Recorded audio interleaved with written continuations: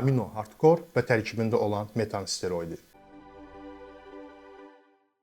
Bir çoxları aminonun tərkibində olan L-metianini metan tərkibli anabolik steroid olduğunu adlandırır. L-metianin və metan tamamilə fərqli bir şeydir. L-metianin bədənimiz tərəfindən istehsal oluna bilməyən vacib bir amino turşusudur. L-metianin antioksidan təsirə malikdir, saç, dəri və dırnaq sağlamlığımızı qoruyur, yağ metabolizmamızı, yəni qaraciyərin yağları parçalanmasını dəstəkləyir, əzələ böyüməsinə və regenerasiyaya müsbət təsir göstərir. L-metianin gündəlik istifadə etdiyimiz bir çox məhsullarda var. Məsələn, yumurta, balıq əti, toyuq əti, mal əti, qoz, fındıq, süd və süd məhsulları. Məhz buna görə də həm gündəlik qidalarımızda, həm də əlavə amino hardkor kimi amin turşularından istifadə etdikdə artıq L-metianinin miqdarı yüklənmə prosesinə gəlir çıxır və bu da qaraciyər yüklənməsinə, böyrək problemlərinə səbəb olur. Tək bu yox, digər bütün amin turşuları, proteinlər və bütün içdiyimiz su belə bizə xeyirdir. Ancaq yüksək dozada və yüksək miqdarda qəbul etdikdə zərər yarada bilər. Metan isə tamamilə fərqli bir şeydir. Anabolik steroiddir,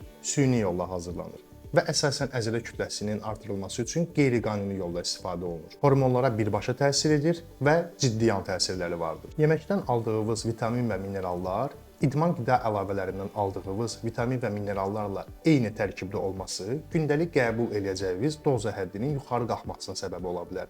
Və bunun da əks təsiri yarana bilər. Bəs bu cür fəsadların, səpkilərin və yaxud da qaraciyər böyrək ağrılarının olmaması üçün nə etməliyik? Çox sadə. Hər hansı bir idman qidası aldıqda arxa hissəsində olan tərkibini oxumaq lazımdır.